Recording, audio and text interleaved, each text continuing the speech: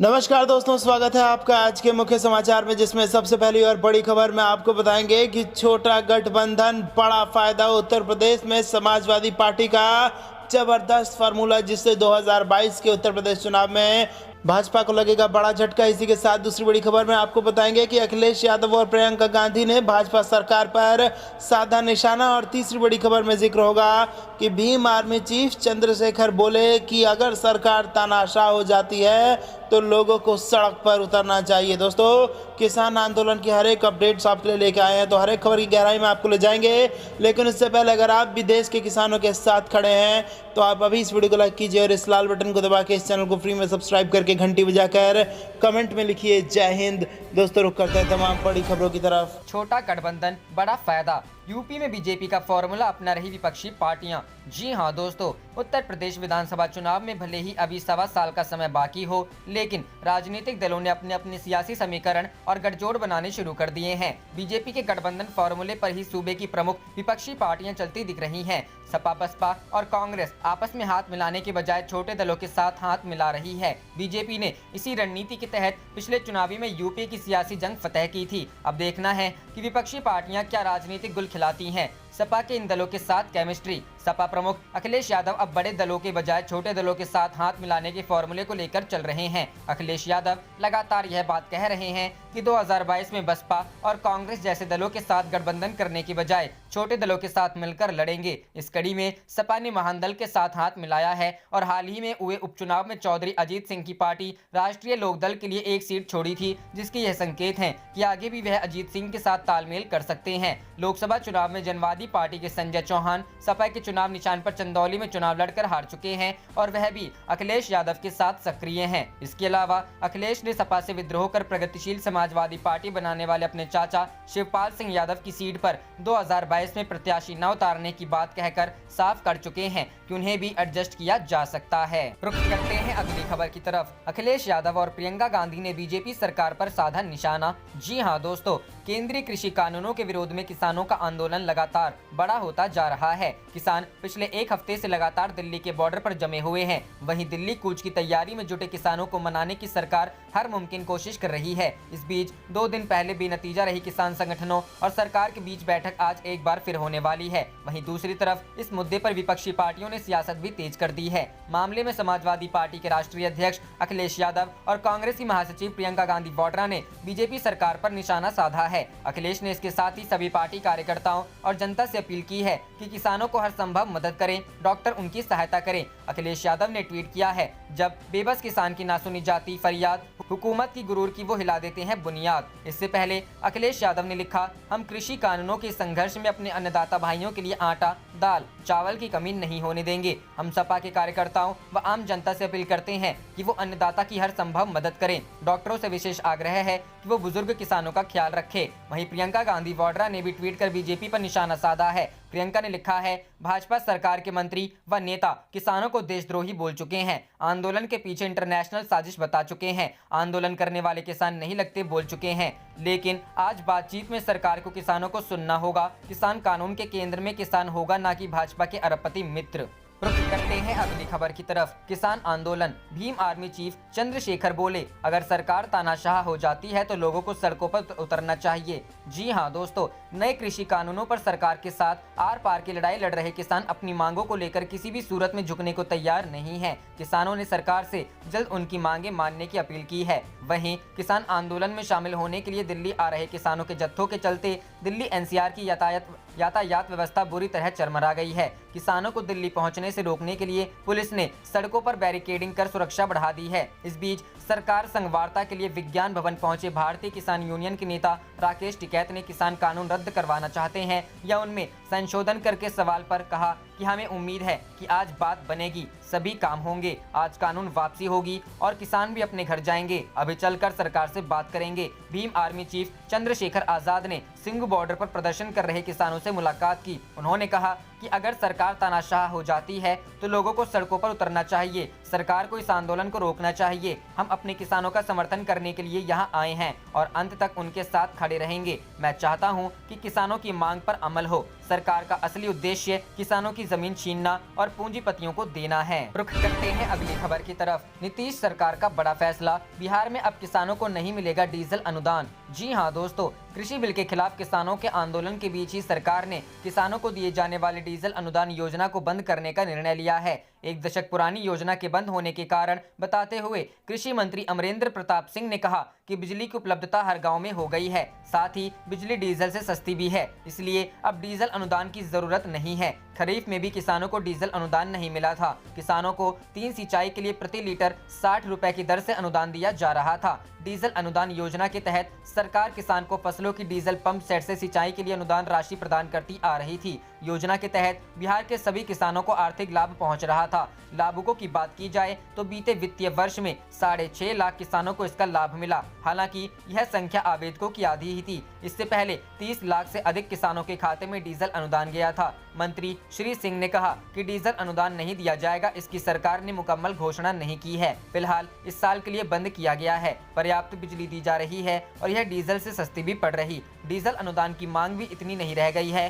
जोर और जरूरत को ध्यान में रखकर यह निर्णय लिया गया है। रुख करते हैं अगली खबर की तरफ। कोरोना वैक्सीन पर राहुल ने पीएम मोदी को घेरा, कहा पहले बोले सबको देंगे, बिहार चुनाव में बोले सबको फ्री देंगे, अब कह रहे सबको नहीं देंगे। जी हां दोस्तों, कोरोना वैक्सीन को लेकर राहुल गांधी ने मोदी सरकार को एक बार फिर घेरा है। उन्होंने ट्वीट किया, बिहार चुनाव में सबके लिए फ्री वैक्सीन की बात कही जा रही थी, अब सरकार कह रही है कि सबको वैक्सीन नहीं लगेगी। आखिर पीएम मोदी का स्टैंड क्या है? स्वास्थ्य मंत्रालय के सचिव राजेश भूषण ने कहा था कि देश की पूरी आबादी को टीका लगाने की बात नहीं हुई है। उन्हें प्राथमिकता दी जाएगी जो आसानी से कोरोना का शिकार हो सकते हैं। आईसीएमआर के महानिदेशक बलराम भार्गव ने कभी कहा था कि टीका अभियान का उद्देश्य कोविड चेन को तोड़ना होगा। अगर कुछ लोगों को टीका लगाकर चेन तोड़ी जा सकती है तो पूरी आबादी के टीकाकरण की जरूरत नहीं होगी। केंद्रीय स्वास्थ्य सचिव ने भी कहा था कि सरकार ने पूरे देश के टीकाकरण के बारे में नहीं कहा था। उन्होंने यह भी आश्वासन दिया था कि टीका आने की समय सीमा पर कोई असर नहीं पड़ने वाला है। लोगों के मन में सवाल है कि आखिर उन्हें वैक्सीन लगेगी या नहीं, और अगर लगेगी तो मुफ्त में या फिर पैसे देने होंगे। सरकार की रणनीति धीरे धीरे स्पष्ट हो रही है। पहले 30 करोड़ की आबादी का टीकाकरण हो सकता है, जिसमें कोरोना वॉरियर्स और 50 साल के ऊपर के लोग शामिल होंगे। इसके बाद वैक्सीन की उपलब्धता के आधार पर बाकी लोगों से कीमत भी ली जा सकती है। हालांकि सरकार ने अभी इस मामले में कोई बयान जारी नहीं किया है।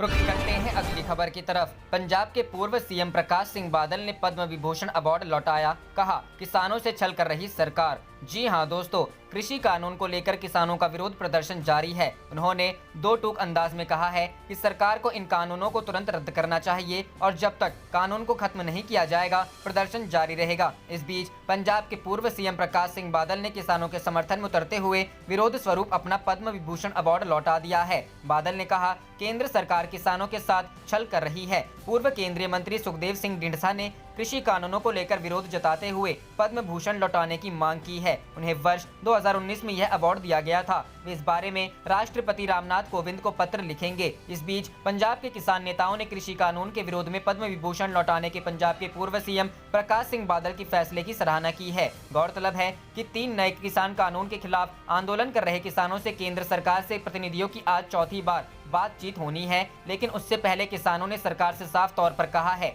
कि सरकार के पास बातचीत का यह अंतिम मौका है। किसानों का कहना है कि केंद्र सरकार जल्द से जल्द संसद का आपातकालीन सत्र बुलाए और उसमें तीनों नए कृषि कानूनों की जगह नया बिल लाए। तीनों नए कानूनों को विवादित कानून बताकर किसान सितंबर से ही आंदोलनरत है। उधर दिल्ली की सीमाओं पर प्रदर्शनकारियों की बढ़ती तादाद के बीच ट्रांसपोर्टरों के शीर्ष संगठन all India motor transport Congress ने आंदोलनकारी किसानों का समर्थन करते हुए उत्तर भारत में 8 दिसंबर से परिचालन बंद करने की धमकी दी है। AIMTC लगभग 95 लाख ट्रक ड्राइवरों और अन्य संस्थाओं का प्रतिनिधित्व करने का दावा करती है।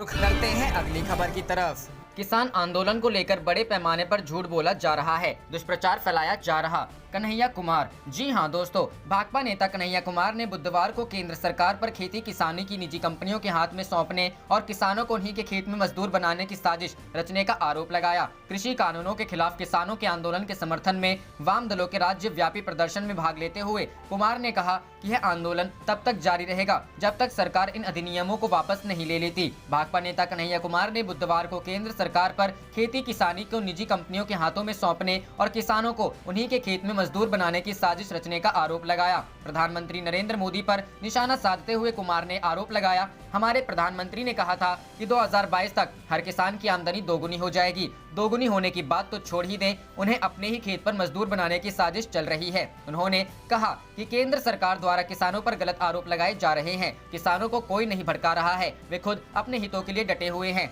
जेएनयू छात्र संघ के पूर्व अध्यक्ष ने कहा, किसान आंदोलन को लेकर बड़े पैमाने पर झूठ बोला जा रहा है, दुष्प्रचार फैलाया जा रहा है। उन्होंने आरोप लगाया, जो लोग कमीशन लेकर देश का सौदा चंद धन्ना सेठों के हाथों कर रहे हैं, उनको लगता है कि किसान कमीशन के लिए आंदोलन कर रहे हैं। दरअसल साजिश यह है कि चुनाव में जिन धन्ना सेठों से वह चंदा लेते हैं, कमीशन से जिनकी राजनीति की दुकान चलती है, उन्होंने इस देश में चंद धन्ना सेठों को इस बात की इजाजत दी है कि बीएसएनएल, रेलवे, किसान, मजदूर, खदान और सरकारी संपत्तियां बेच दी जाएं। उन्होंने आरोप लगाया, वन नेशन वन कमीशन योजना के तहत देश को बचने की कोशिश की जा रही है, लेकिन उसका हम पर्दाफाश करेंगे। उन्होंने कहा कि कई बार फसल का इतना कम मूल्य मिल रहा है कि किसान फसल को खेत में ही छोड़ देना पसंद करते हैं। पटना स्थित बुद्ध स्मृति पार्क के पास वामपंथी दलों के प्रदर्शन के समय सभा को भाकपा माले के महासचिव दीपांकर भट्टाचार्य, राजद के राज्य महासचिव आलोक मेहता और माकपा के अरुण कुमार मिश्रा ने भी संबोधित किया। रुख करते हैं अगली खबर की तरफ। किसानों की चेतावनी, सरकार कृषि कानूनों को रद्द करें वरना दिल्ली ब्लॉक कर देंगे। जी हां दोस्तों, कृषि कानूनों के विरोध में आंदोलन कर रहे किसानों ने केंद्र सरकार को चेतावनी दी है कि सरकार विशेष सत्र बुलाकर इन कानूनों को रद्द कर दे, अन्यथा किसान दिल्ली ब्लॉक कर देंगे। उन्होंने यह भी कहा है कि सरकार पंजाब के किसानों के अलावा पूरे देश के किसान नेताओं को बातचीत के लिए बुलाए। प्रोफेसर दर्शन पाल ने कहा कि हमने आपस में मीटिंग खत्म की है। केंद्र सरकार ने पहले सिर्फ पंजाब को बुलाया था, हमने 4 नुमाइंदों की समिति का प्रपोजल ठुकराया ताकि और किसानों को भी बुलाया जाए। योगेंद्र यादव के नाम पर सरकार को ऐतराज था। सरकार ने दिखाने की कोशिश की कि ये सिर्फ पंजाब के किसानों का आंदोलन है। सरकार ने हमें बांटने की कोशिश की, सरकार ने हमें टरकाने की कोशिश की। उन्होंने कहा कि हमने मिलकर निर्णय लिया है कि कल फिर इन्हें लिख कर देंगे। हम चाहते हैं कि तीनों कानूनों को रद्द करें। हम चाहते हैं कि सरकार विशेष सत्र बुलाकर इन कानूनों को रद्द कर दे। हम कल फिर से लिख कर देंगे कि हम क्यों चाहते हैं कि ये कानून रद्द हो, नहीं तो आंदोलन होगा, पूरी दिल्ली ब्लॉक कर देंगे। उन्होंने कहा कि हमने निर्णय लिया है कि हमारे पंजाब के किसानों के अलावा पूरे देश के किसान नेताओं को बातचीत के लिए बुलाया जाए। हमने 5 तारीख को पूरे देश में मोदी सरकार का पुतला दहन करने का आह्वान किया है। पूरे देश में 5 तारीख को धरना देंगे। 7 तारीख को खिलाड़ी और कलाकार जिन्हें राष्ट्रीय अवार्ड मिले हैं वे उन्हें वापस दे देंगे। रुक करते हैं अगली खबर की तरफ। मुश्किल में आ सकती है खट्टर सरकार, जेजेपी बोली एमएसपी पर आंच आई तो इस्तीफा दे देंगे, उप डाई सीएम दुष्यंत चौटाला। जी हां दोस्तों, नए कृषि कानूनों को लेकर अब हरियाणा की मनोहर लाल खट्टर सरकार पर भी खतरा मंडराता हुआ नजर आ रहा है। राज्य में बीजेपी की सहयोगी जननायक जनता पार्टी ने किसान आंदोलन पर बड़ा बयान देते हुए कहा है कि दुष्यंत चौटाला के उप मुख्यमंत्री रहते हुए फसलों के न्यूनतम समर्थन मूल्य पर किसी तरह की आंच नहीं आने दी जाएगी। पार्टी ने कहा कि यदि इसके बाद भी किसानों को एमएसपी पर नुकसान हुआ तो फिर दुष्यंत चौटाला उप मुख्यमंत्री के पद से इस्तीफा दे देंगे, नहीं आएगी एमएसपी पर आंच। जननायक जनता पार्टी के राष्ट्रीय प्रवक्ता प्रतीक सोम ने आईएनएस से कहा, हम किसानों से कहना चाहते हैं कि उप मुख्यमंत्री दुष्यंत चौटाला के चंडीगढ़ में रहते हुए एमएसपी पर किसी तरह की आंच नहीं आएगी। बावजूद इसके अगर किसानों को एमएसपी को लेकर किसी तरह का नुकसान होता दिखा तो पहला इस्तीफा दुष्यंत चौटाला का होगा। जेजेपी हमेशा किसानों के साथ खड़ी रहने वाली पार्टी है। हार्वर्ड लॉ स्कूल से भी पढ़ाई कर चुके और पेशे से सुप्रीम कोर्ट के वकील जननायक जनता पार्टी के राष्ट्रीय प्रवक्ता प्रतीक सोम ने कहा, चौधरी देवीलाल की विचारधारा वाली जेजेपी एक प्रो फार्मर पार्टी है। जेजेपी ने केंद्र सरकार से किसानों की सभी मांगों पर सहानुभूति पूर्वक विचार करने की मांग की है। एमएसपी पर सरकार से ठोस आश्वासन मिलना जरूरी है। उम्मीद है कि केंद्र सरकार किसानों से बातचीत कर मुद्दों को सुलझाएगी, जिससे गतिरोध दूर हो सकेगा। इससे पूर्व जननायक जनता पार्टी के राष्ट्रीय अध्यक्ष और पूर्व सांसद अजय सिंह चौटाला केंद्र सरकार से एमएसपी पर कानून बनाने की मांग कर चुके हैं।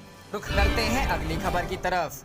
किसानों का आंदोलन तेज, अखिलेश ने किया खुला ऐलान, समर्थन में आई सपा। जी हां दोस्तों, समाजवादी पार्टी के राष्ट्रीय अध्यक्ष अखिलेश यादव ने किसान आंदोलन को खुला समर्थन देने का ऐलान किया है। उन्होंने कहा कि किसान अन्नदाता है, उसका सम्मान नहीं होगा तो देश खुशहाल नहीं हो सकता। प्रदेश के मुख्यमंत्री के मुंबई दौरे की आलोचना करते हुए कहा कि प्रदेश के लोगों की समस्याओं का समाधान करने के बजाय मुख्यमंत्री हवाई दौरे करते हुए गगनचारी बन गए हैं। सपा नेता ने बुधवार को बयान जारी कर कहा कि प्रदेश की भाजपा सरकार का अब 1 वर्ष का कार्यकाल भी नहीं बचा है। जैसे जैसे चुनाव की घड़ी नजदीक आती जा रही है, वैसे वैसे मुख्यमंत्री अपना प्रदेश छोड़कर गगनचारी बन गए हैं। कभी हैदराबाद, कभी मुंबई, कभी पश्चिम बंगाल, कुछ दिन पहले बिहार में घूम रहे थे। उन्होंने कहा कि मुख्यमंत्री के सरकारी कामकाज छोड़कर बैठे ठाले दूसरे राज्यों में भ्रमण से साफ पता चल रहा है कि उन्हें भी एहसास हो गया है कि प्रदेश की जनता अब उन्हें दोबारा मौका देने वाली नहीं है। भाजपा से जनता के मोहभंग से मुख्यमंत्री भी परिचित हो गए हैं। उन्होंने कहा कि देश में इससे पहले कभी ऐसा नहीं हुआ कि जिसमें सरकार जबानी जमा खर्च से सारा काम चला रही है।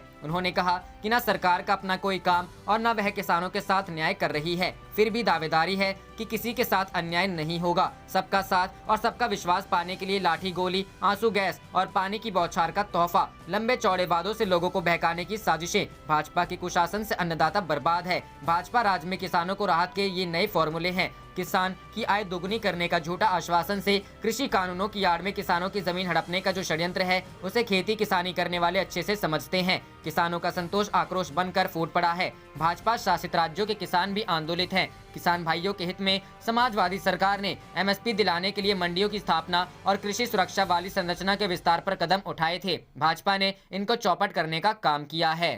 रुख करते हैं अगली खबर की तरफ। सुरजेवाला का मोदी सरकार पर हमला, बोले राजनीतिक तौर से बेईमान, किसान की पीठ में छुरा घोंप रही। जी हां दोस्तों, कांग्रेस नेता रणदीप सिंह सुरजेवाला ने बुधवार को मोदी सरकार पर निशाना साधा है। सुरजेवाला ने ट्वीट कर कहा, मोदी सरकार राजनीतिक तौर से बेईमान, किसान की पीठ में छुरा घोंप रही। देश में भाजपा सरकार नहीं, कंपनी राज है। वहीं उन्होंने आगे कहा, देश में भाजपा सरकार नहीं, कंपनी राज है। संघर्ष ही इसका इलाज है। राजनीतिक लॉलीपॉप व झुनझुने पकड़ाने की बजाय तीनों खेती विरोधी कानून खत्म करे मोदी सरकार। कांग्रेस नेता ने कहा कि कल जब किसान संगठनों को बातचीत के लिए बुलाया गया तो हम सबको उम्मीद थी कि मोदी सरकार किसानों की पुकार सुनेगी और 3 कृषि विरोधी कानूनों को खत्म करने की घोषणा करेगी। मगर कृषि मंत्री ने विशेष समिति का जुमला पेश कर किसानों की आंखों में धूल झोंकने का काम किया। उन्होंने कहा कि जब कांग्रेस और विपक्षी दलों ने देश की संसद में इन कानूनों का विरोध किया था और इन्हें संसद की विशेष समिति में भेजने की मांग रखी थी, तो मोदी सरकार ने उस मांग को क्यों नहीं माना? क्या जो काम विशेष कमेटी करेगी वो संसद की विशेष समिति को करना चाहिए था?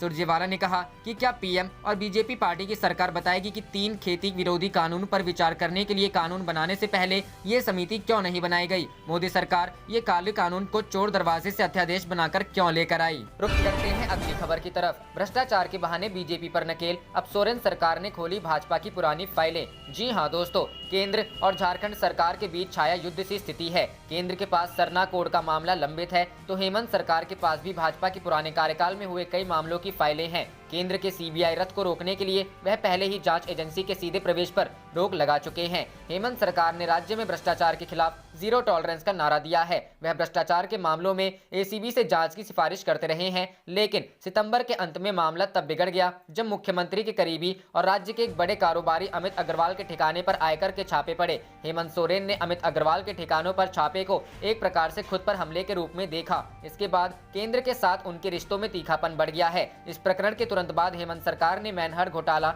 जेरेडा घोटाला, छात्रवृत्ति घोटाला की जांच एसीबी को सौंपकर पूर्ववर्ती सरकार को घेरने की कवायद तेज कर दी। उनके निशाने पर पूर्व मुख्यमंत्री रघुवर दास हैं। इसके बाद मुख्यमंत्री हेमंत सोरेन ने झारखंड में सीबीआई की सीधी एंट्री पर रोक लगा दी। सीबीआई को अब झारखंड में किसी भी मामले की जांच शुरू करने से पहले राज्य सरकार की अनुमति लेनी होगी। इस पर भाजपा विधायक दल के नेता बाबूलाल मरांडी का कहना है, बार बार भ्रष्टाचार की जांच कराने की बात करने वाली सरकार का सीबीआई पर प्रतिबंध लगाना बताता है कि दाल में कुछ काला है। सरकार भयभीत है और जांच से बचने के लिए यह कवायद चल रही है। आप देख रहे थे आपका अपना चैनल जय हिंद जय भारत।